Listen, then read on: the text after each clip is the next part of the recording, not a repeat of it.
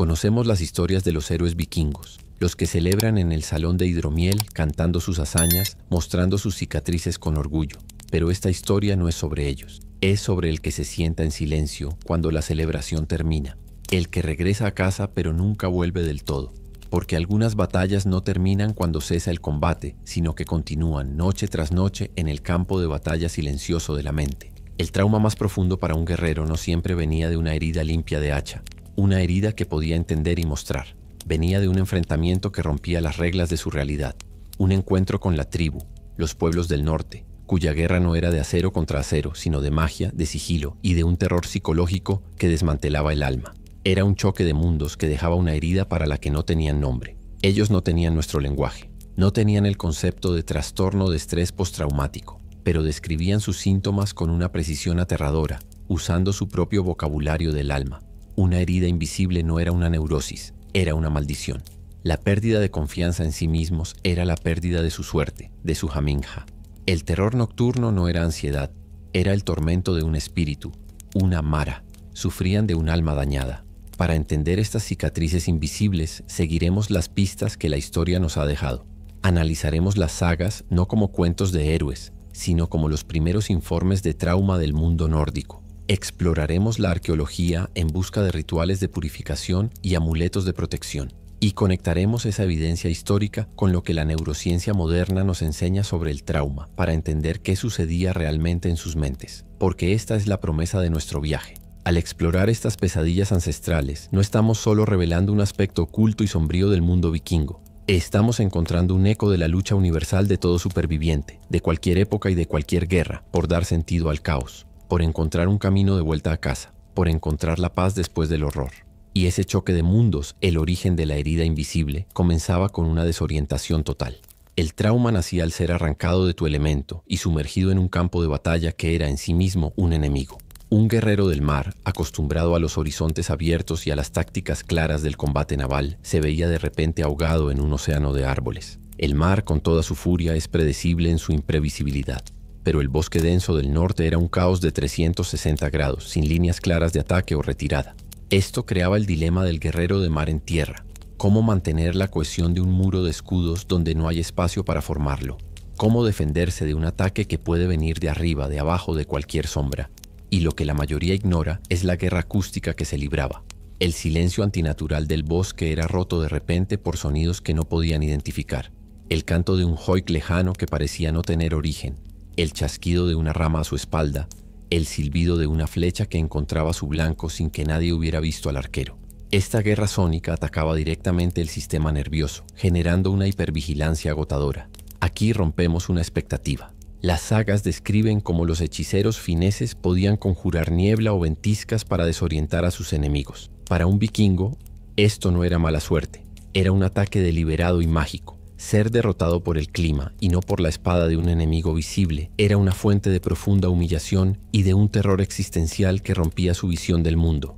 El trauma a menudo se origina en una sensación de impotencia absoluta.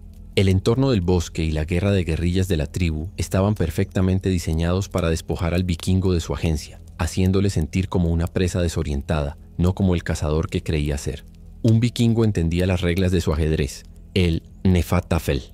Pero luchar en el bosque contra la tribu era como si de repente las piezas del oponente pudieran moverse a través de las casillas, volverse invisibles y cambiar la forma del tablero a voluntad. El juego estaba amañado en su contra desde el principio. Y en este tablero de juego invertido se enfrentaban a un oponente que se negaba a jugar según sus reglas más sagradas. El código de honor vikingo se basaba en el enfrentamiento cara a cara, en la mirada del enemigo. La táctica de la tribu de atacar y desaparecer violaba esta regla fundamental, dejando una herida psicológica mucho más profunda que la física. Esto creaba el conflicto del honor frustrado. ¿Cómo ganas honor luchando contra un enemigo que no te da la cara? ¿Cómo vengas a un compañero caído si el asesino es una sombra que ya se ha desvanecido en el bosque? Esta frustración se convertía en una rabia impotente que, al no poder ser liberada hacia afuera, se interiorizaba como un veneno. Ser abatido por una flecha silenciosa desde una dirección desconocida era considerado una mala muerte. No había gloria en ella, no había un duelo final. El miedo a esta muerte anónima y sin honor era una fuente constante de estrés que carcomía los nervios de los guerreros. Las descripciones de ataques sorpresa en las sagas a menudo se centran en la confusión y el pánico inicial. El verdadero enemigo en esos primeros momentos no era la tribu, sino el caos que sembraban en las filas vikingas, volviendo a hermano contra hermano en la confusión. Desde la neurociencia entendemos el daño que esto causa. Un enemigo visible, por muy temible que sea, permite al cerebro calcular una respuesta. Una amenaza invisible y omnipresente mantiene al sistema nervioso en un estado de alerta máxima. Un subidón constante de cortisol sin ninguna liberación, sin ninguna descarga. Esto conduce inevitablemente al agotamiento neuronal y al trauma. Enfrentarse a la tribu en su territorio era como intentar apuñalar el viento. Gastabas toda tu energía, toda tu fuerza, y al final solo quedabas tú, exhausto y frustrado mientras el viento seguía soplando a tu alrededor, intacto y burlón. Y cuando el guerrero finalmente lograba salir de ese bosque, cuando regresaba a la aparente seguridad de su hogar, a menudo se daba cuenta de que el enemigo invisible lo había seguido. No regresaba a casa con una simple herida de carne y hueso, sino con la creencia de que había sido infectado por la magia del enemigo. Su trauma era interpretado como una maldición activa. Esto creaba el terrible dilema del contagio. A los ojos del clan, el superviviente era una víctima a la que compadecer o una amenaza andante. Podía su mala suerte o la maldición que portaba contagiarse al ganado, a los niños, a otros guerreros. Este miedo podía llevar al aislamiento social del veterano, empeorando su trauma y dejándolo completamente solo en su tormento. Lo que la mayoría ignora es el concepto de Gandr. Se creía firmemente que los chamanes de la tribu podían enviar proyectiles mágicos que causaban enfermedades súbitas, locura o una racha de mala suerte. Un superviviente que comenzaba a desarrollar los síntomas que hoy asociamos con el TEPT, irritabilidad, pesadillas, apatía, creería firmemente que había sido alcanzado en el bosque por uno de estos Gandr. Y aquí rompemos una expectativa sobre la curación. La respuesta a este tipo de trauma no era el descanso o la recuperación física, sino el ritual. El superviviente no buscaría a un sanador de heridas, sino a un vidente o a un experto en runas. No para que le curara la mente en un sentido moderno, sino para que realizara un diagnóstico espiritual y un ritual de limpieza para extraer la maldición que lo afligía. La forma en que una cultura nombra y explica una aflicción determina cómo se trata. Al llamarlo maldición, los vikingos le daban a su sufrimiento una causa externa y, más importante, un plan de acción concreto, el ritual. Esto podía ser psicológicamente mucho más útil y empoderador que verlo como un fallo personal interno, como una debilidad de su propio espíritu. El trauma era como una espina invisible clavada en el pie del alma. Nadie más podía verla, pero con cada paso que el superviviente daba en su vida cotidiana, sentía un dolor punzante y agudo que le recordaba constantemente la herida original del bosque. Y esta espina invisible dolía más en la quietud y la vulnerabilidad de la noche. El sueño, que debía ser un refugio, se convertía en el nuevo campo de batalla. Para el superviviente, la pesadilla no era un mal sueño. Era la continuación de la guerra por otros medios. El agotamiento físico exigía dormir, pero el sueño se había convertido en el lugar más peligroso de todos. Este era el conflicto irresoluble entre el sueño y la vigilia. Esta trampa llevaba a la privación crónica del sueño, lo que a su vez empeoraba los síntomas diurnos del trauma, la irritabilidad, la falta de concentración y los estallidos de ira. La creencia en la Mara, el espíritu que causa las pesadillas, adquiría un nuevo y aterrador significado. El superviviente no creería que era un espíritu al azar, sino la Mara específica de un chamán enemigo, enviada deliberadamente noche tras noche para continuar el tormento y robarle la vitalidad. El grito en la noche. Las sagas a veces mencionan a hombres que gritan o se agitan violentamente en sueños. Lejos de ser visto siempre con compasión, esto podía ser profundamente perturbador para las decenas de personas que dormían en la casa larga. Erosionaba la sensación de seguridad comunal y estigmatizaba aún más al que sufría, marcándolo como atormentado. Desde la neurociencia entendemos este fenómeno. El TEPT se caracteriza por la reexperimentación vívida del evento traumático. Las pesadillas son la forma más común de esto. El cerebro del superviviente vikingo estaba literalmente atrapado en un bucle, reviviendo el terror del bosque y del enemigo invisible cada noche, en la supuesta seguridad de su propio hogar.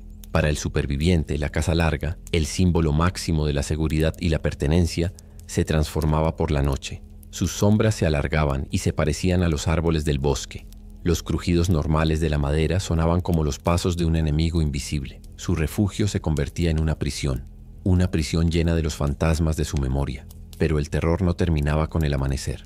El superviviente volvía físicamente a su hogar, pero una parte de su mente se quedaba para siempre en el bosque, escaneando los árboles en busca de una amenaza que ya no estaba allí. La relajación se convertía en un lujo imposible, en un recuerdo de otra vida. Esto creaba el dilema de la relajación: un sonido repentino, una sombra inesperada, el ladrido de un perro. Todo era interpretado por su sistema nervioso como una señal de peligro inminente. Esta tensión constante agotaba sus reservas físicas y mentales día tras día. Un guerrero vikingo normalmente caminaba con confianza, con una conciencia relajada de su entorno que demostraba su estatus y poder. Pero el superviviente traumatizado se movía de forma diferente, rígido, con movimientos bruscos, con la mirada siempre en movimiento, escaneando. Su cuerpo delataba su tormento interior, mostrando señales sutiles de una autoridad invisible que había perdido. Y aquí rompemos una expectativa. Mientras que algunos, los más jóvenes e inexpertos, podían interpretar esta hipervigilancia como cobardía, los veteranos más sabios probablemente la reconocían como lo que era: una herida invisible, una cicatriz en el alma, una señal de haber enfrentado un horror fuera de lo común. El sistema de lucha o huida del superviviente estaba permanentemente activado, como un interruptor atascado. Su cerebro seguía reaccionando a un tigre, la amenaza de la tribu, que ya no estaba allí, pero que su memoria insistía en que podía aparecer en cualquier momento desde detrás de cualquier árbol. El superviviente se convertía en un centinela eterno, un centinela que nunca podía abandonar su puesto de vigilancia. Incluso en medio de un festín, rodeado de su clan, una parte de él seguía de guardia, vigilando un muro invisible contra un enemigo que ahora vivía dentro de su propia cabeza. Y este centinela eterno, este guerrero atrapado en una guerra fantasma, sufría la que era quizás la consecuencia más devastadora de todas a los ojos de un vikingo: la sensación de que su suerte se había roto. La Aminja, suerte, carisma, fuerza espiritual, era el núcleo de la identidad de un guerrero. Esto creaba el conflicto de la identidad. Si ya no eres el guerrero afortunado y exitoso que solías ser, entonces ¿quién eres? Esta crisis de identidad era profunda. La pérdida de Hamingja significaba la pérdida del favor de los dioses y, consecuentemente, del respeto del clan. Admitir que tu suerte se había agotado era peligroso. Nadie quiere seguir a un líder con mala suerte o asociarse con un hombre considerado maldito. El superviviente sufría frecuentemente en silencio para no ser marginalizado, lo que solo profundizaba su aislamiento. Un hombre que cree que tiene mala suerte empieza a actuar con menos confianza, toma peores decisiones, es más propenso a los accidentes. Su creencia en la pérdida de Hamingja se convierte en una terrible profecía autocumplida, validando y reforzando su trauma día tras día. Imagina por un momento que tu confianza, tu carisma y tu suerte son un objeto físico que puedes llevar contigo como un amuleto.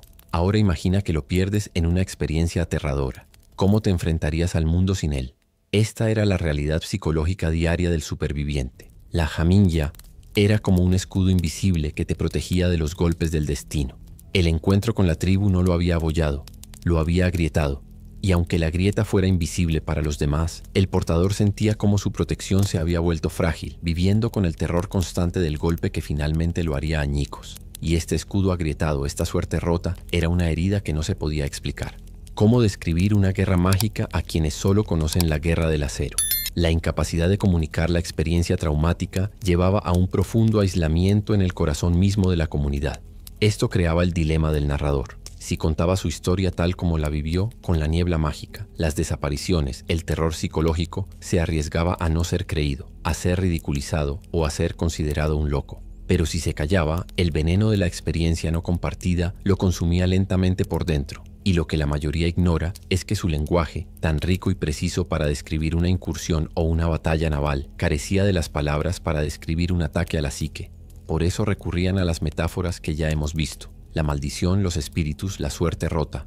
Era el único idioma que tenían para nombrar lo indecible. El clan, que valoraba la fuerza, la claridad y la acción, a menudo no sabía cómo reaccionar ante un trauma tan ambiguo y paralizante. La incomodidad del grupo podía llevar a evitar al superviviente, dejándolo solo con sus fantasmas precisamente en el momento en que más necesitaba la conexión humana. Sigue siendo una verdad hoy en día.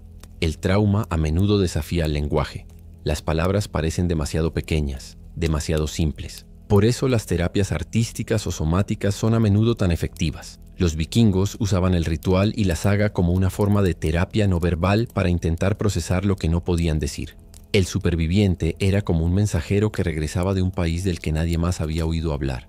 con un mensaje urgente en un idioma que nadie entendía. Intentaba describir los colores de ese lugar aterrador, pero sus oyentes solo veían en blanco y negro.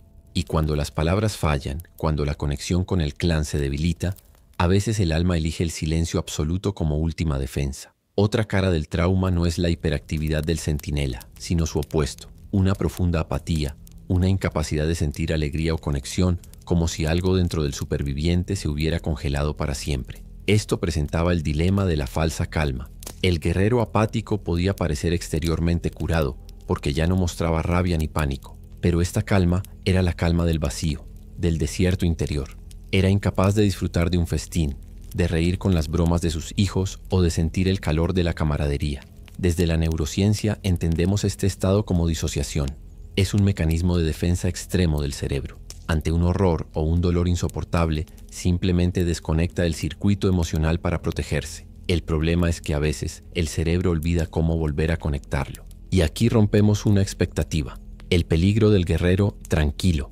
Un guerrero que ha perdido la capacidad de sentir miedo también ha perdido la capacidad de sentir lazos afectivos o de calcular el riesgo. Podía volverse imprudente y peligroso no por rabia, sino por una indiferencia total hacia su propia vida y a veces hacia la de los demás. La incapacidad del superviviente para participar en la vida emocional del clan, en sus alegrías, sus tristezas, sus celebraciones, lo convertía en un extraño en su propia casa. Su corazón congelado enfriaba las relaciones a su alrededor, profundizando su aislamiento hasta que se volvía insuperable.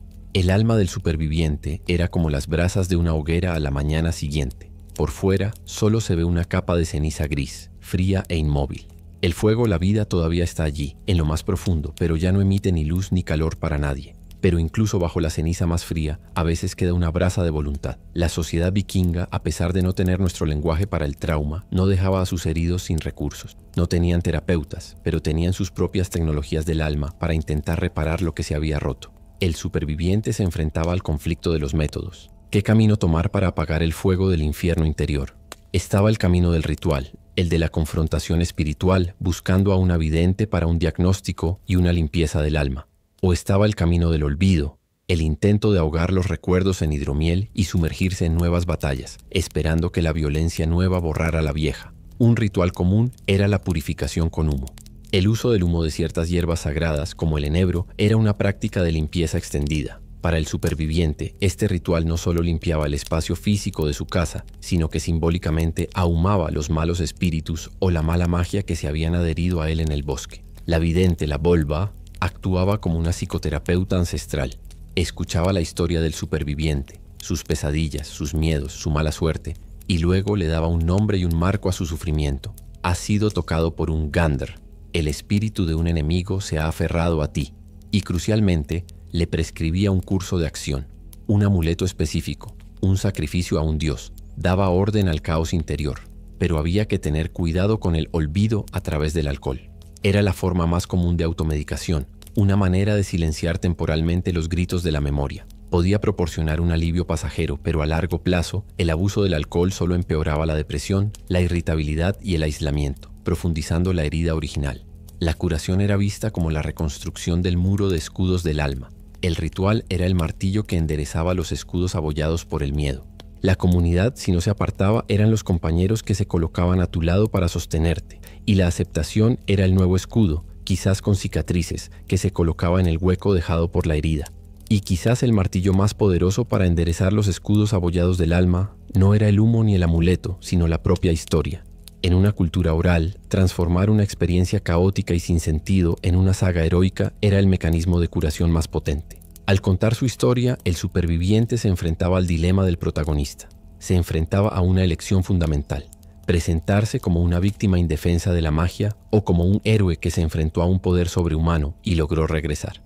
La forma de contar la historia determinaba su propia recuperación y su estatus futuro en el clan. Y es que las sagas no son reportes históricos objetivos, y esto es algo que la mayoría ignora. Son construcciones narrativas. A menudo fueron compuestas generaciones después de los hechos, puliendo las partes feas, editando el pánico y la confusión para dar un arco heroico a eventos que probablemente fueron brutales y traumatizantes. La función del poeta escáldico era crucial en este proceso. Un escaldo podía tomar la historia cruda y fragmentada de un superviviente y, con su dominio del lenguaje y la mitología, convertirla en un poema complejo y heroico. Al hacerlo, limpiaba el evento, lo elevaba a un plano mítico y lo integraba en la memoria gloriosa del clan, dándole un propósito. La terapia narrativa moderna se basa precisamente en esta idea.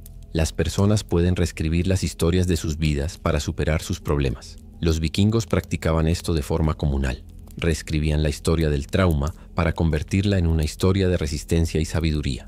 La memoria traumática es un monstruo caótico que vive en la oscuridad de la mente. Contar la historia una y otra vez, dándole forma y significado, es una forma de domarlo.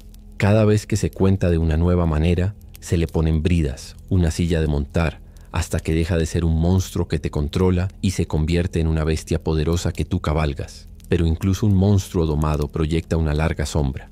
El trauma de un guerrero no existía en el vacío. Se irradiaba hacia afuera, como el frío de un bloque de hielo, afectando a su esposa, a sus hijos y a sus parientes cercanos, que tenían que aprender a convivir con un hombre que había cambiado para siempre. La esposa se enfrentaba al dilema más doloroso: cómo apoyar a un esposo que es emocionalmente distante, propenso a estallidos de ira o atormentado por terrores nocturnos que no puede compartir.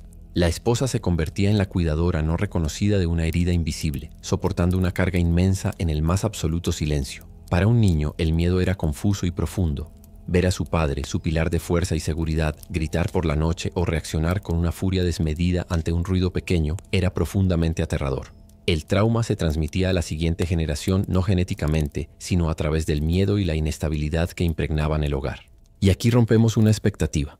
A pesar de todo, la estructura familiar a menudo demostraba una resiliencia increíble. La lealtad familiar era un valor supremo. La familia formaba un pequeño muro de escudos alrededor del hombre herido, protegiéndolo del juicio del resto del clan y dándole un espacio para su dolor.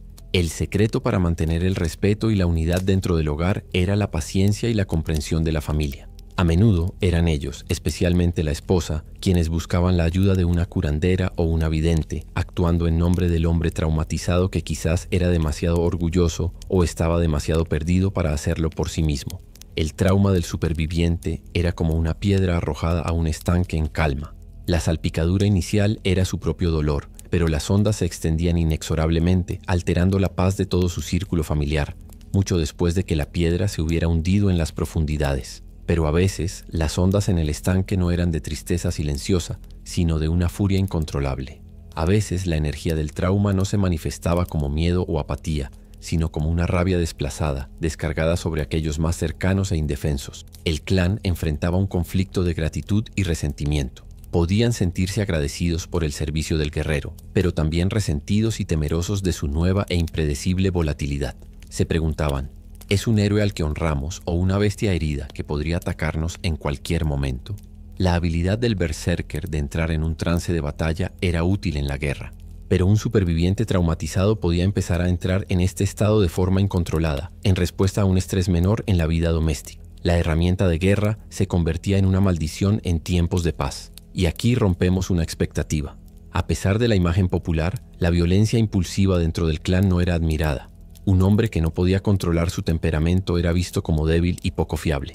El honor exigía autocontrol. El superviviente furioso caminaba en una delgada línea entre ser temido como un monstruo y ser despreciado como un hombre sin control. Desde la neurociencia entendemos la raíz de esta ira traumática. El trauma puede dañar la capacidad del córtex prefrontal para regular la amígdala, el centro del miedo y la agresión.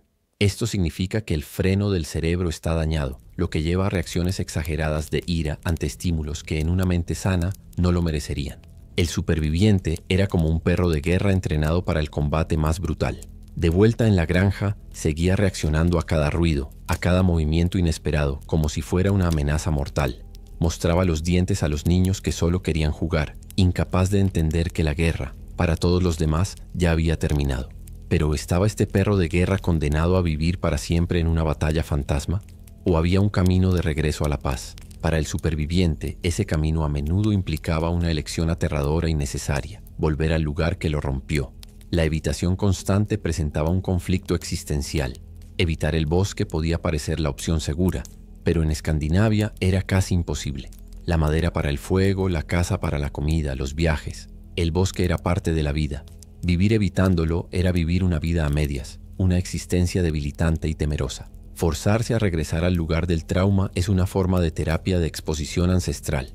Al regresar al bosque en una situación segura, quizás con un gran grupo de caza en un día soleado, y que no ocurra nada malo, el cerebro empieza lentamente a desaprender la lección del terror.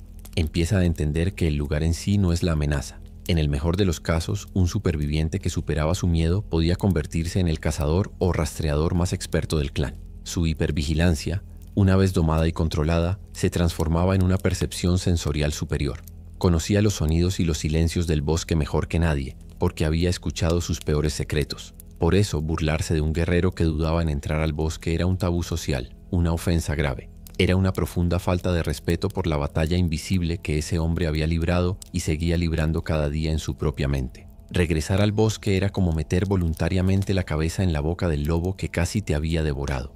Era un acto de coraje supremo, un desafío directo a la memoria del miedo, una declaración silenciosa que decía: no me devoraste entonces y no me destruirás ahora.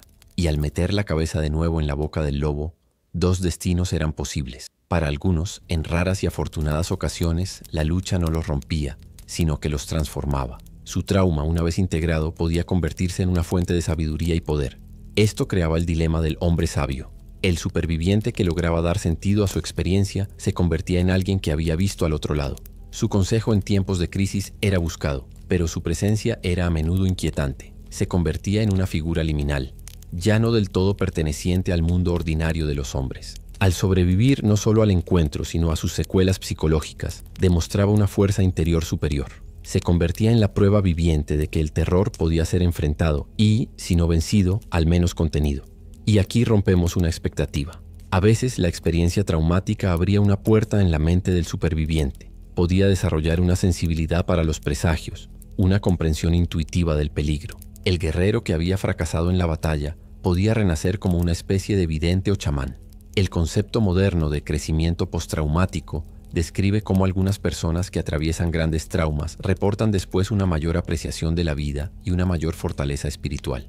No es que el trauma sea bueno, es que la lucha contra él puede forjar nuevas y asombrosas capacidades. Un árbol que es golpeado por un rayo y sobrevive a menudo queda marcado y retorcido. No es tan bello como los otros árboles, pero su madera es más dura y su forma cuenta una historia de poder y resistencia que los demás no pueden igualar.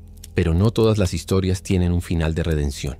Para muchos, quizás para la mayoría, el regreso al bosque no traía la paz. La herida del alma nunca se cerraba. Un viejo guerrero atormentado por sus recuerdos podía enfrentarse al conflicto de la vejez. En lugar de convertirse en un anciano sabio, podía volverse cínico, amargado y tiránico. Su incapacidad para encontrar la paz podía envenenar la vida de su familia y de su clan. Las sagas están llenas de estos héroes trágicos, como Egil Skallagrímson o el mismo Grettir, cuyas vidas están marcadas por una violencia y una melancolía que nunca los abandona. Su grandeza y su miseria están inextricablemente unidas. Y hay que tener cuidado con la romantización del guerrero torturado. Es fácil desde la distancia de los siglos romantizar esta figura, pero la realidad de vivir con una persona con un trauma severo y no tratado es agotadora y a menudo peligrosa para quienes la rodean. Una comunidad puede apoyar a un miembro herido durante un tiempo, pero si esa persona es incapaz de sanar, el agotamiento de la comunidad puede sobrevenir, llevando finalmente al ostracismo que tanto temían. El alma del superviviente que no sana es como un barco que sufrió una brecha bajo la línea de flotación. Puedes seguir achicando el agua frenéticamente, puedes intentar tapar el agujero, pero nunca podrás detener del todo la entrada. El hundimiento no es una cuestión de sí, sino de cuándo. Pero incluso las historias de aquellos que se hundieron no desaparecieron por completo. Sus pesadillas, sus miedos, se filtraron en el ADN cultural de su pueblo. Las historias de los supervivientes, exageradas y mitificadas con el tiempo, dieron forma a las leyendas y al folclore sobre los peligros del mundo salvaje. Esto nos presenta el dilema de la verdad histórica. Las historias sobre trolls, huldras y otros seres del bosque son pura fantasía, o son un eco distorsionado de los encuentros reales con la tribu, filtrado a través de la lente del trauma de los supervivientes. El chamán de la tribu, un adversario humano real con habilidades desconcertantes, se transforma con el tiempo en el troll del folclore, un ser no humano territorial, hostil a los extraños y poseedor de una fuerza bruta y una magia primitiva. La memoria histórica se convierte en mito. El folclore funcionaba como un sistema de alerta generacional. Las historias de terror sobre el bosque no eran solo para asustar a los niños, sino para inculcar un respeto saludable y una cautela necesaria hacia un entorno y unas gentes que habían demostrado ser peligrosas y poderosas. Los mitos y el folclore de una cultura son un archivo de sus miedos, esperanzas y traumas colectivos. Estudiar sus monstruos es estudiar lo que más les aterraba y desconcertaba de su mundo y de sí mismos. Un cuento popular sobre un espíritu del bosque es como un fósil. La criatura original, el encuentro traumático, ha desaparecido hace mucho tiempo, pero ha dejado una impresión perfecta de su forma y de su terror en la roca de la memoria cultural. Y así, al examinar este fósil de una emoción, llegamos al final de nuestro viaje, de vuelta al salón del hidromiel, donde los ecos del bosque todavía resuenan. El verdadero coste de la expedición vikinga no se medía solo en barcos perdidos o guerreros caídos en batalla, sino también en las mentes y almas de los que volvían, atormentados por heridas que ninguna curandera podía ver o sanar. La lucha del superviviente vikingo por nombrar, entender e integrar su trauma es un espejo de nuestra propia lucha moderna con la salud mental. Sus maldiciones y espíritus son sus nombres para las mismas pesadillas y ansiedades que hoy etiquetamos con terminología clínica. La lucha es la misma. Reconocer este trauma oculto no debilita la imagen del vikingo, la humaniza, revela que detrás del hacha y el escudo había una psique humana, tan vulnerable al horror y a la incertidumbre como la nuestra. La fragilidad del héroe es lo que lo hace verdaderamente heroico. Y esto nos deja con una reflexión final. Una pregunta sobre nuestros propios bosques y nuestros propios fantasmas. ¿Cuáles son los encuentros en nuestras vidas que desafían nuestra visión del mundo y nos dejan con cicatrices invisibles? Y cómo, al igual que los vikingos, podemos encontrar un lenguaje, ya sea a través de la comunidad, el ritual o la historia, para dar sentido a nuestras propias pesadillas y aprender a vivir en paz con nuestros fantasmas. Los dioses observan, y la historia real no perdona a los que miran en silencio. Comenta tu visión y suscríbete si sientes que esto también es parte de ti.